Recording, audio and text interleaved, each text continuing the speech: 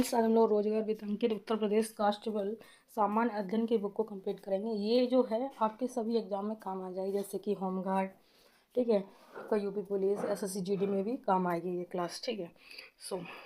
चलिए स्टार्ट कर लेते हैं हम लोग सामान्य ज्ञान को। पूरी पुस्तक में आपके 223 पेज हैं, ठीक है। 223 पेज को हम कंप्लीट कराएंगे। सबसे पहले भारतीय इतिहास के बाद भारतीय संविधान, भारतीय अर्थव्यवस्था, भूगोल, सामान्य विज्ञान, भारतीय कृषि, भारत और उसके पड़ोसी देशों के बीच संबंध, वाणिज्य एवं व्यापार। इस पुस्तक की एक खास बात है कि इसमें मेन टॉपिक दे दिए हैं।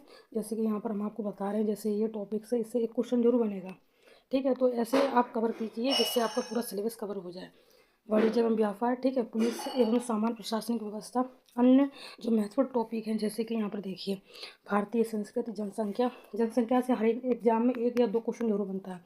इसको अच्छे से आप कवर कर लेना इससे क्लास से, ठीक है। नोट और कर लेना साथ में। अब देखिए, पर्यावरण एवं नगरीकरण, शिक्षा, कला संस्कृति एवं सामाजिक प्रथा, मानव अधिकार संरक्षण अधिनियम 1991 मोस्ट इम्पॉर्टेंट है। आगे देखिए, आंतरिक सुरक्षा एवं आतंकवाद, राष्ट्रीय संगठन, अंतर्राष्ट्रीय संगठन, विमुद्रीकरण और उसका प्रभाव, वस्तु एवं सेवा कर इम्पॉर्टेंट है।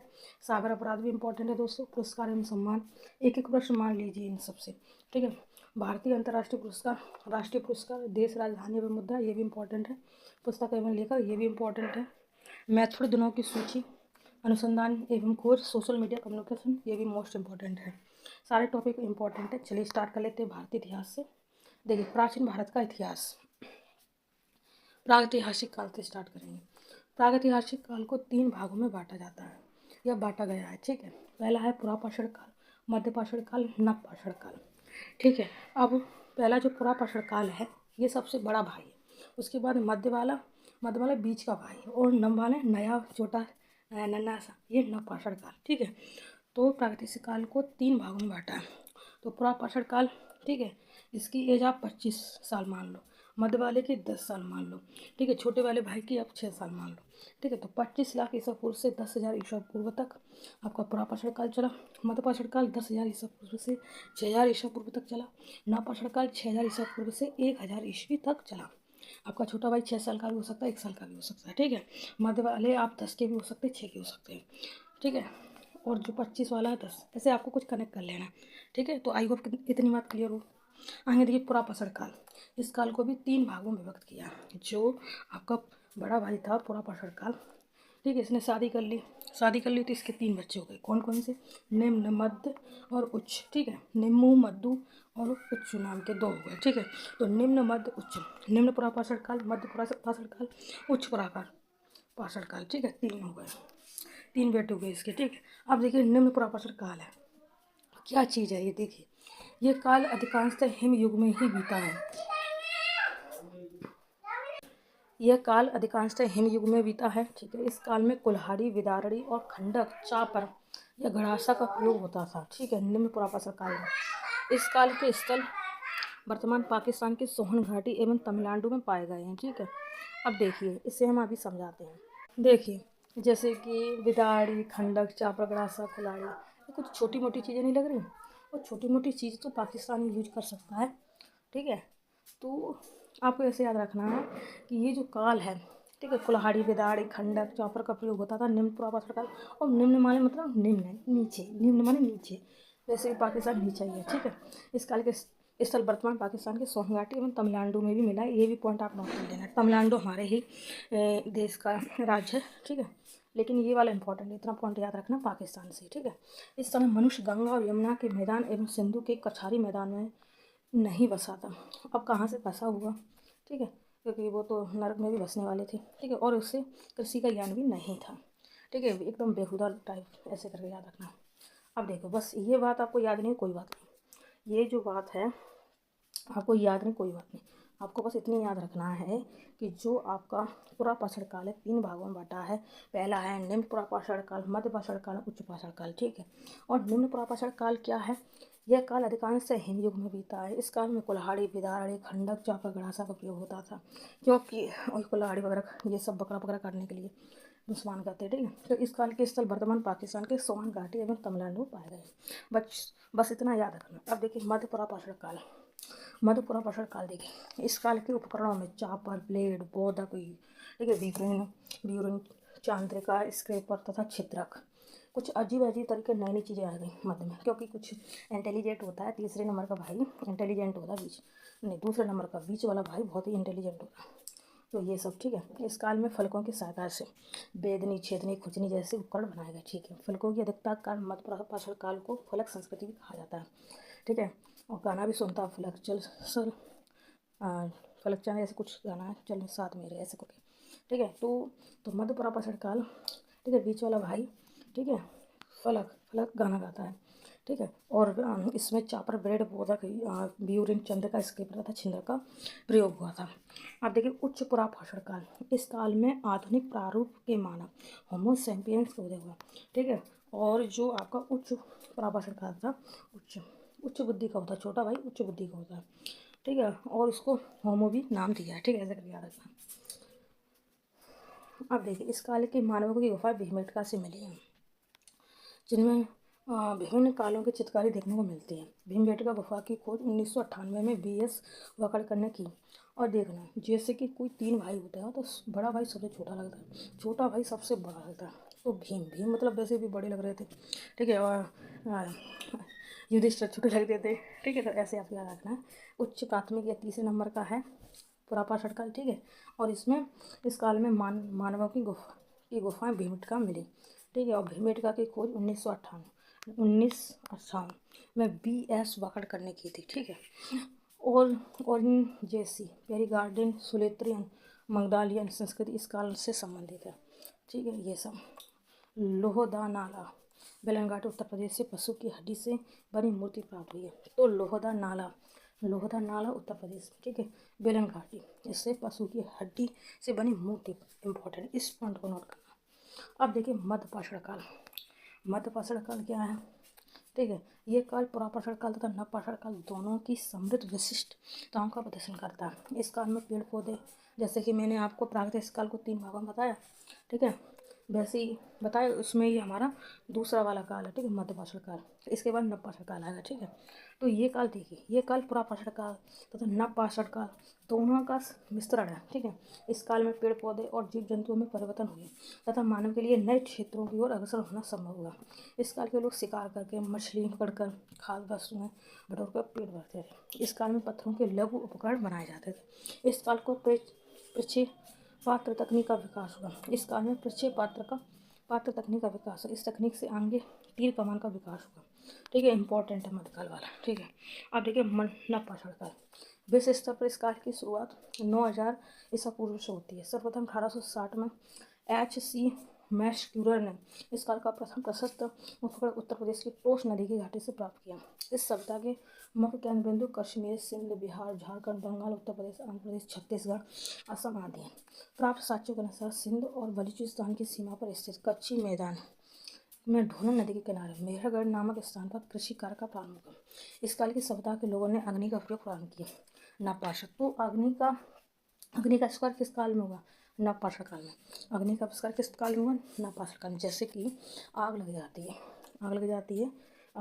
भयंकर आग लग जाती है। ठीक है, तो हम क्या करते हैं, उसमें पानी डालते हैं। ठीक है, तो इस काल की सभ्यता के लोगों ने अग्नि का प्रयोग प्रारंभ कर दिया था। ठीक है, तो अग्नि का जो आविष्कार है नवपाषाण काल में हुआ। ठीक है, नव नव नव नव एक लड़का है, उसके घर में आग लग जाती है। ठीक है, तो वो पानी डालता है। नवपाषाण काल, ऐसे करके याद रखना है।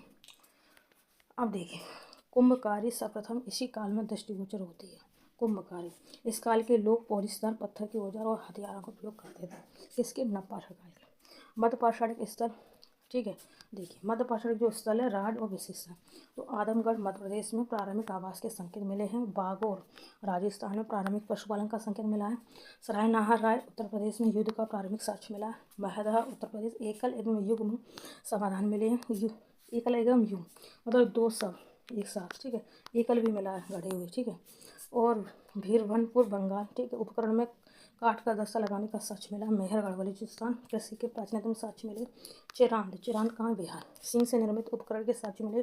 गुफकरार कश्मीर, गृत आवास, जले हुए दाने की प्राप्ति। बुर्ज होम कश्मीर, मनुष्य के सबके साथ पालतू पशु कुत्ते को दफनाने जाने के साक्ष्य मिले। नागार्जुन कोंडा आंध्र प्रदेश। नवपाषाण काल का युग में समाधान का साक्ष्य मिला है। कोलिडवा उत्तर प्रदेश। धान की खेती का प्राचीनतम साक्ष्य मिला। जो भी उत्तर प्रदेश से संबंधित यहाँ पर बता रहे हैं वो आप जुड़ करना। चोपनी मांडो, चोपनी मांडो एक मैंने अलग बताया, वो आप कमेंट्स बताना। ये है चोपनी मांडो। चोपनी मांडो उत्तर प्रदेश। विश्व के प्राचीनतम मृद भांड की प्राप्ति हुई है।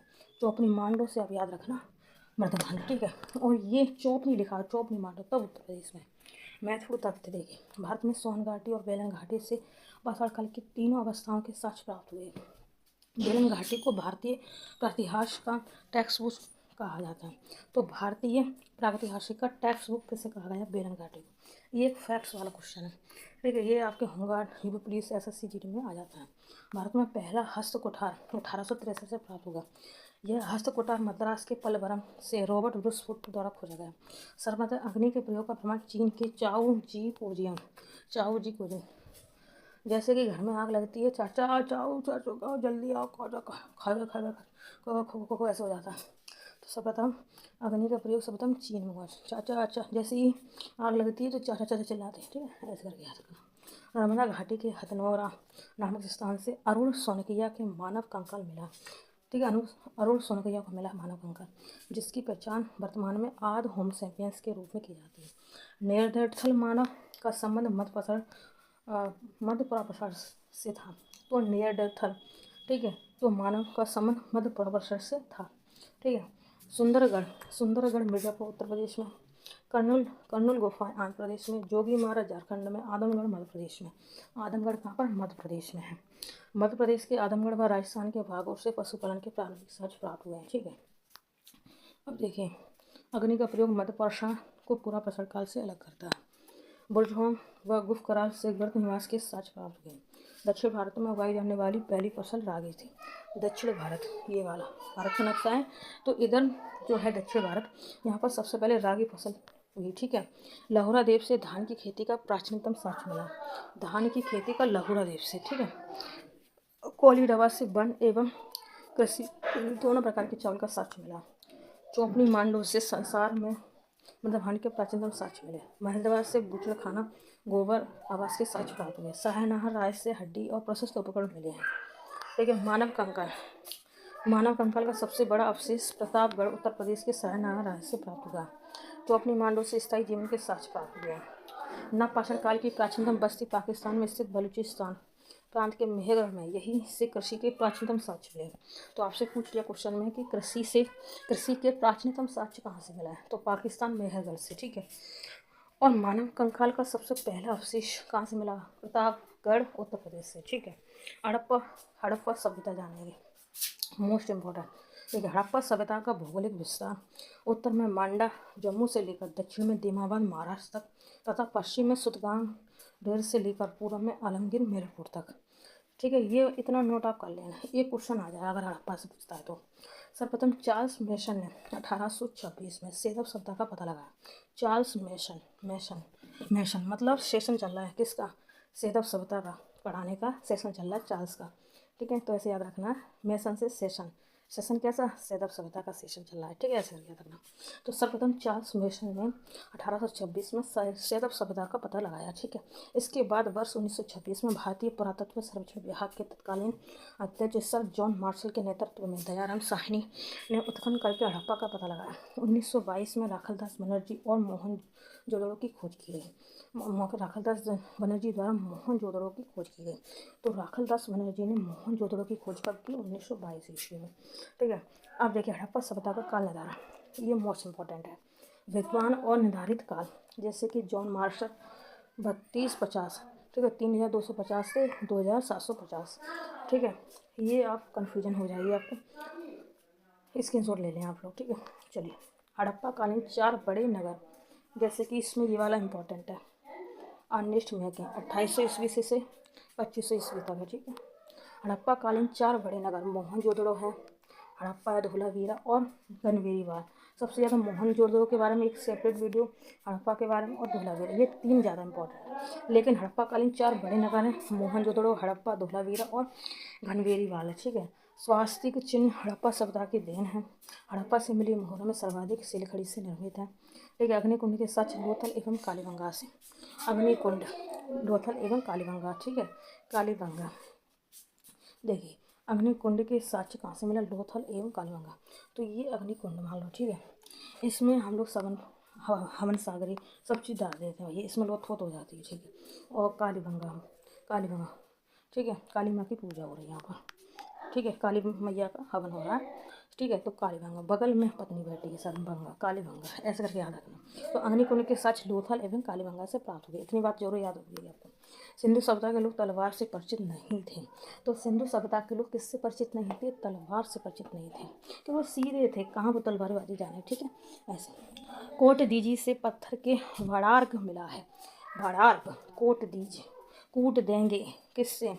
बाएं बाएं, इधर बाएं जाएं बोल दो ना, ज़्यादा बबड़ाया ना तो कूट दिया जाएगा, कूट दिया जाएगा जी से, जी से। तू ज़्यादा बबड़ाएगा ना तो कूट दिया जाएगा जी से, ठीक है। भड़ार का मिला है, ऐसे याद रखना। घोड़े की जानकारी मोहनजोदड़ो लोथल तथा सुरकोटदा से प्राप्त हुई है। घोड़े की जो जानकारी है वो मोहनजोदड़ो, ठीक है, मोहन ही घोड़ा भी चलाता है, ठीक है, ऐसे। और लोथल तथा सुरकोटदा से प्राप्त हुई, ऐसे याद रखना। भारत में विशालतम हड़प्पा कालीन बस्ती कुंतासी, धोलावीरा एवं राखीगढ़ी। तो भारत में विशालतम हड़प्पा कालीन बस्ती पूछा तो कौन सी? कुंतासी, धोलावीरा एवं राखीगढ़ी, ठीक है। तो इतना ही आपको याद रखना है। मोहनजोदड़ो एवं कालीबंगा से प्राप्त कुछ मोहरों पर पशु बलि के प्रमाण मिले हैं। मोहनजोदड़ो का सिंधी भाषा में अर्थ है मृतकों का टीला। कृषि हड़प्पा अर्थव्यवस्था के मूल आधार थी। मणिके बनाने के कारखाने लोथल एवं चंद्रहोर से प्राप्त हुए हैं। लोथल एवं कालीगंगा से युग्म समाधि मिली है।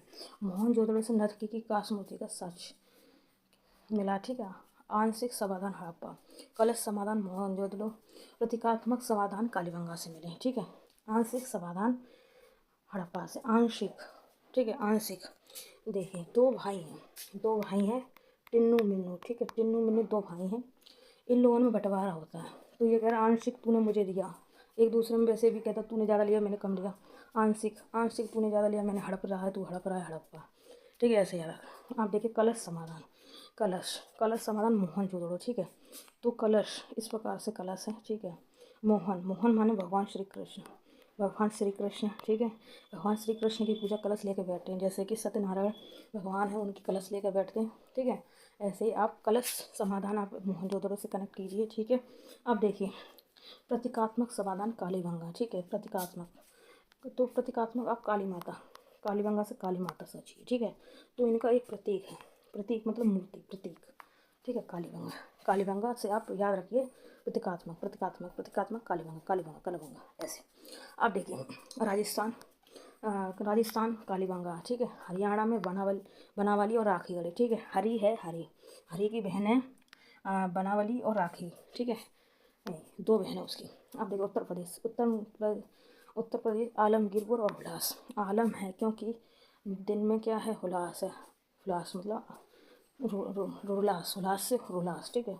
आलम है क्योंकि हुलास है, ठीक है। उत्तर प्रदेश, उत्तर से आप याद कीजिए उत्तम को आलम है और हुलास मतलब हुलास है, ठीक है, ऐसे। अब देखिए गुजरात में लोथल, धोलावीरा, रंगपुर, ठीक है, रंगपुर है, ठीक है। अब देखिए गुजरात, गुजर रहा है दिन कैसे? लोथ पोत के रंग लगाकर धुलाई से, ठीक है। वीरा का, किसका? वीरा का। तो लोथल, धोलावीरा, रंगपुर किसका है? गुजरात का, ठीक है। अफगानिस्तान में कौन सा? सोर्तगई और मंडीगाक, सोर्तगई और मंडीगाक। अफगानिस्तान में के लोग सो रहे एकदम एक तरह के, और मुड़ गए एकदम, मुंडी उनकी जग गई है क्योंकि अत्याचार ज़्यादा करते हैं महिलाओं पर तालिबान के लोग अफगानिस्तान, ठीक है। अब देखिए सिंध में कौन कौन सा? मोहनजोदड़ो और कोटदीजी। सिंध कैसा? मोहनजोदड़ो और कोटदीजी। पंजाब में रोपड़, पंजाब से जाव, ठीक है, रोपड़ ऐसे याद रखना। बलूचिस्तान सुतकांगडो और मेहरगढ़, ठीक है, ऐसे। इतना मैंने बता दिया। आगे देखिए सिंधु सभ्यता के निर्माता, देखिए विद्वान और निर्माता व्हीलर एवं कौशाम्बी मेसोपोटामिया के निर्माता हैं। राखलदास बनर्जी द्रविड़ के हैं। गार्डन चार्ल्स सुमेरियन के हैं। अमलानंद घोष देसी प्रभाव के हैं। लक्ष्मण स्वरूप आर्य के हैं। फियर सर्विस ईरानी बलूची प्रभाव, ठीक है, ये सब तो सबसे ज़्यादा इम्पोर्टेंट है। यहाँ पर सभी इम्पोर्टेंट है, तो ऐसे ही आपको याद रखना है। अब देखिए, हड़प्पा में समाधान उत्तर दक्षिण दिशा में होता है। तो हड़प्पा में जो समाधान होता था, जो लोग मर जाते थे उन्हें कैसे लड़ते थे, उत्तर से दक्षिण ऐसे करके, ये ऊपर उत्तर की दक्षिण, ठीक है, दक्षिण दिशा में। लोथल से मेसोपोटामिया के 3 बेलनाकार मोहरे प्राप्त हुए। कालीगंगा से जुते हुए खेत के साक्ष्य मिले, जुते हुए, ठीक है, खेत के साक्ष्य कहाँ से मिले, कालीगंगा से, ठीक है, कालीगंगा से। अब काली माता प्रसन्न हो गई तो क्या, जुते, जो हमने अपने खेत जो बंजर पड़े थे उनको जोत दिए हमने, ठीक है, जुते हुए खेत कालीगंगा, ठीक है।